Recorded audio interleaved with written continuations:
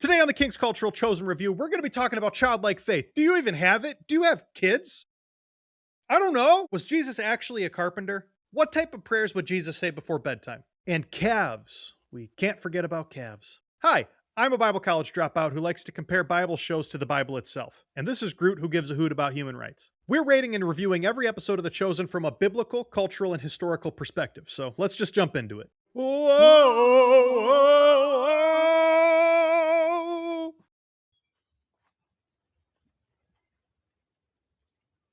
Is walking into a campsite that's not yours kind of like breaking and entering into someone's home? If there's knives, I'm running, little girl. Don't stick around there too long. Parents need to teach her some self-preservation skills. Yeah, see another knife. I'm running. I'm running. I'm like, this guy could kill me. Time to make them. But she needs to focus her time on helping him get better so he can return to work before they give his job to someone else. She just seems so scared. Do you think you could stop by tomorrow to see if she needs help with anything? Can you stop tomorrow to see if she needs help with anything? Joanna. That's my reaction exactly to. I zoned out. Abigail, how was your day? It was fine. Can I play with Joshua tomorrow? Only after you finish your I chores. know. I will get it all done first. Don't interrupt. I'm sorry, but She's playing with Joshua tomorrow, but Joshua and Jesus are actually the same name in Hebrew. So just a fun tidbit for you. She's not lying, technically. Kids don't lie to your parents. Dog! Look at these calves just hanging out there. I'm going to need to start putting out an alert every time we see some calves, because I've noticed that there's lots of calves in this show. I don't want anyone to stumble. We're going to call out the calves when we see them, okay? That way you know when to close your eyes. Blessed are you, Lord our God, King of the universe, who brings sleep to my eyes. So as Jesus goes to lay down to sleep, he recites this prayer. And you might be wondering, hey, why did The Chosen include this prayer in this show? You know, I hear prayers like this and I go, is this actually in Scripture? And we can say resoundingly, no.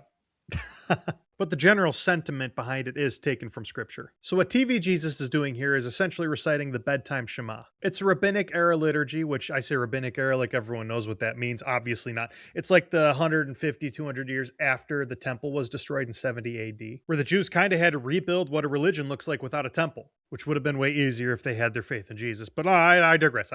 Anyway, you may ask, why would they recite this certain prayer before bed?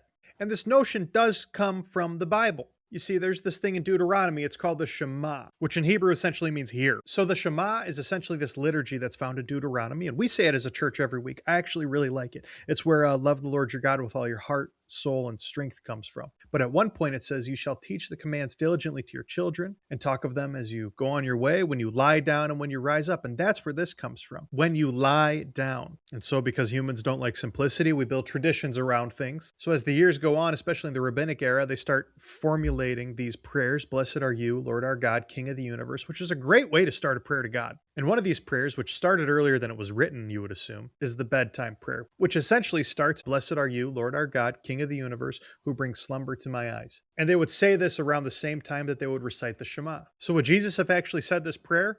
I don't know. It's not written down. We have no clue. We don't have prayer books from this time. A lot of what's written that we know of comes from like the 3rd or 6th century AD. So what The Chosen is doing here is essentially taking a later prayer that is plausible to have existed in this time and putting it into TV Jesus's mouth, which brings it far more authentic to that time than injecting a prayer from Bethel in 2020 into Jesus's mouth. Insert clip of Mike Winger. I impart every supernatural spiritual gift I have that's transferable right now over the television to everybody in the studio audience. I reject it. And as we go, we're going to see that they start prayers like this a lot. Blessed are you, Lord our God, King of the universe. It's a great way to start prayers with reverence. There's nothing in the Bible forbidding it. And you can see that sentiment, not the exact wording necessarily, but the sentiment there all throughout the scriptures. So even though it may have stemmed from a rabbinic place, I have no doubt that that's a fine way to start a prayer. Blessed are you, Lord our God, King of the universe, who gives forth bread from this earth. So TV Jesus just did another blessing. And this one's potentially far older than the bedtime Shema. He says, Blessed are you, Lord our God, King of the universe, who brings forth bread from the earth. And this blessing is almost definitely lifted from Psalm 104:14. You cause the grass to grow for the livestock and plants for man to cultivate, that he may bring forth food from the earth. And we have this general understanding that they would bless their food like this before every meal. And there was different blessings for different types of food. For fruit trees, they would start off with that beginning blessing and say, who creates the fruit of the tree? Or for like berries or fruit that comes from the ground, they would say, who creates the fruit of the ground? But with wine, because that is like the penultimate thing you can make with fruit, according to some people, I'm not much of a wine guy myself, they would say, who creates the fruit of the vine. And to separate bread, because that is like the main staple in anybody's food, and it's so delicious and carby, and I just miss it and want some. What were we talking about? They end it with, who brings forth bread from the ground. Now, these blessings can be found almost word for word in Mishnah Berachot 6:1. I don't know if I pronounced that right, and I don't really care. It's going to be on the bottom of the screen, as always, with all my references. You can look it up if you want to. And the idea that they would bless all the food that they eat comes from Psalm 24. The earth is Yahweh's, and the fullness thereof, the world and those who dwell therein. So every time they would eat in this day, they would bless God, because they recognized that God owned everything in all of the earth.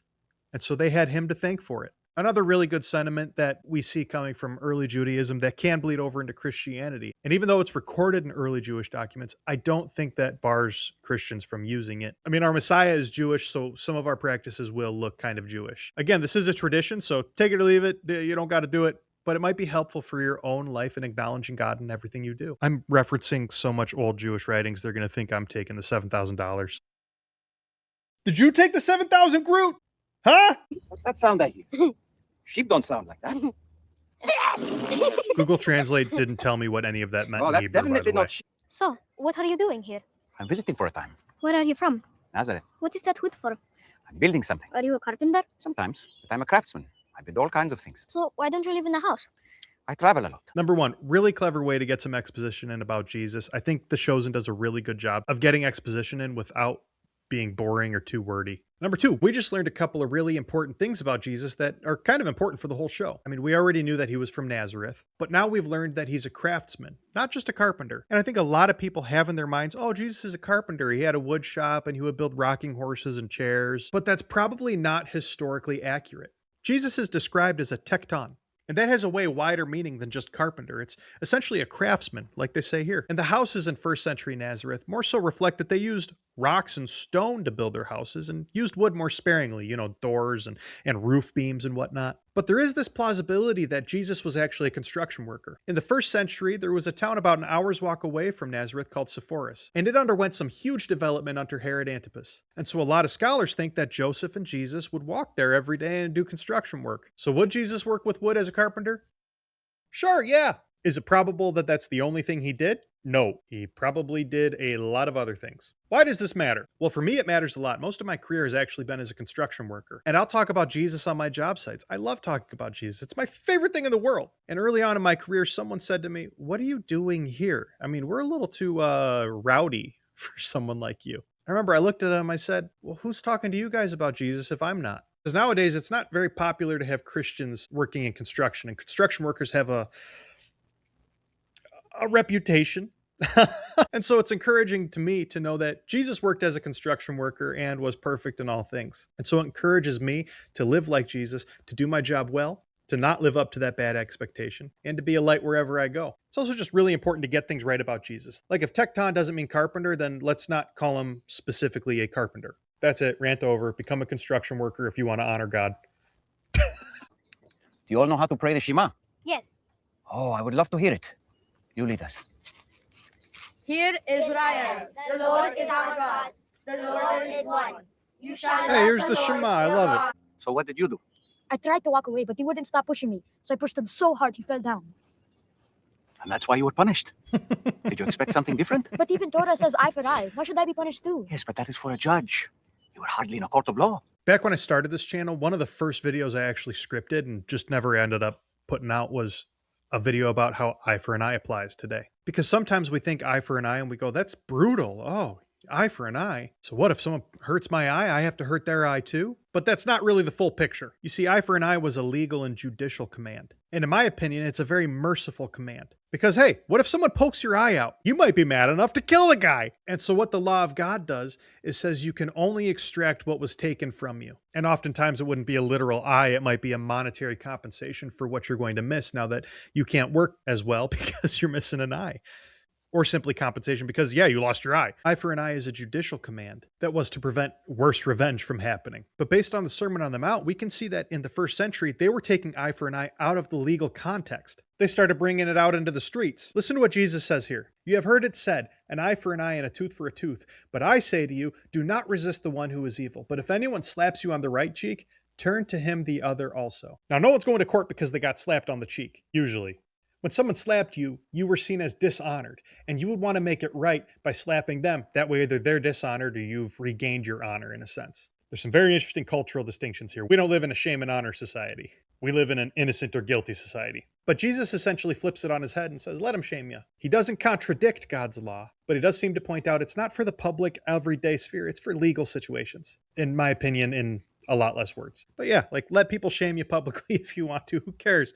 Because God's going to crown you with honor if you live a life pleasing to him. I'm telling you this because even though you are children and the elders in your life have lived longer, many times adults need the faith of children.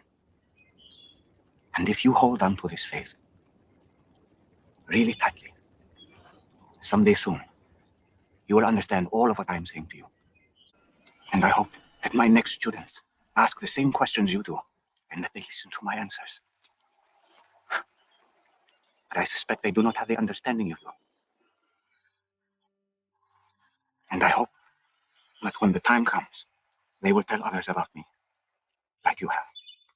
So in this episode, they use it to start bringing in this idea of childlike faith. And we have these sort of discourses in Matthew, Mark, and Luke about what childlike faith is. In Matthew, it starts off by the disciples asking, who is the greatest? And then Jesus brings in a kid and sits him down and says, unless you become like a child, you won't inherit the kingdom of heaven. Then he says, whoever humbles himself like this child will be the greatest. So what's that look like? Well, let's take a look. First off, childlike faith is humility, something that the disciples didn't really exemplify sometimes. See, humility from a child in this day was actually a really interesting thing. Children were kind of seen as property, essentially. They weren't really taken serious. They're more of a responsibility and someone to care for, especially in regards to adults. Maybe they could be pushy with other kids, but with adults, you can't really get your way with adults as a kid. Children can't be pushy and just get what they want. They have to rely on adults, specifically their parents.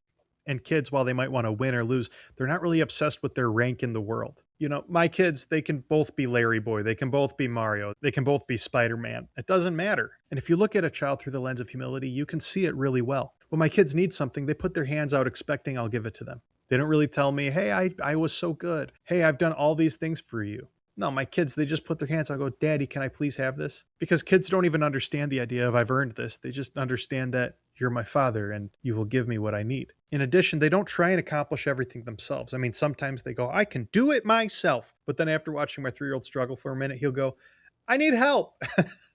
And I'm there to give it to him. Whereas adults, a lot of the time, I got it on my own. I don't need help. I don't need God. This one's not necessarily in the Bible, but it's something that I've experienced as a dad.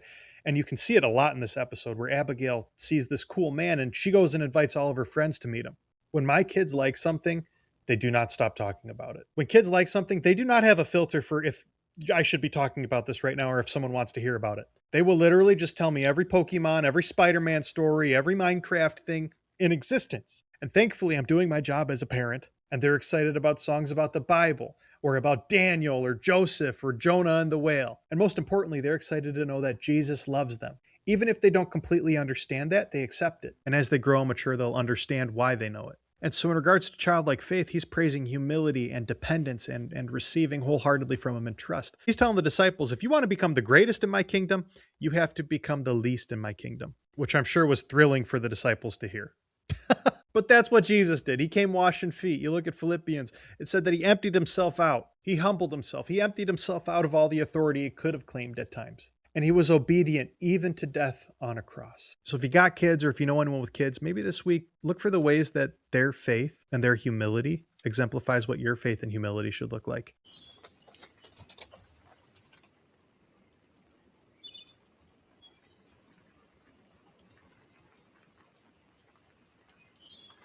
I can't read that. Abigail, That was way too I fast. know you can read.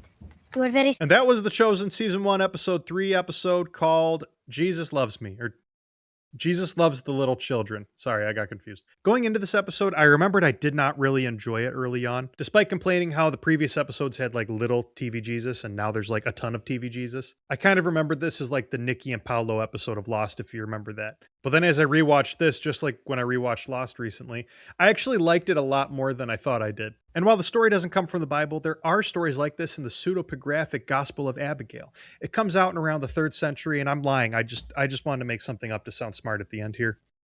No, there is no Gospel of Abigail, as far as I know. I have no idea. No, I mean, it's a nice episode to get us acquainted with TV Jesus before we get him used to all these other characters. I think it's nice that we get to see him in this relatively unproblematic environment before we toss him in with all the disciples and their problems. And we'll see that he is a consistent character throughout. Now, if I had to rank this episode on a scale of 1 to 10 spoons that he had those little girls carpentering, How are those spoons coming along, girls? Good? I'd give it an 8. Because it was better than I remembered it. It lets us spend time with the character and get to know him before things start getting a little crazy. I thought it was a nice episode that showcases TV Jesus and what his character is going to be like, even if it didn't drive the plot forward in any meaningful way yet. But me as a Bible nerd, I liked all the allusions to the Old Testament scriptures and the little sneak peeks that they were seeding for what was coming up. But Chosen, you're going to have a hard time getting anything above an 8 out of me, I'll tell you that. For that, you got to be scripturally accurate, drive the story forward, have some good acting, and probably make me cry at a miracle, which that's going to come up, let's be real. But anyways, what did you think about the episode? What would you rank it out of child labor spoons? Let me know in the comments down below. If you like this video, please like and subscribe. It helps us know that we're doing something right. YouTube thinks you're going to like the bottom video over here, and the top one's going to have all the rest of our chosen reviews. And if you want to learn more about the culture that Jesus lived in, I'd highly recommend downloading our free ebook, Jesus and the Biblical Feast. It's right over here. It's so good because I wrote it myself. With all that said, to God all praise and glory. Thanks for watching.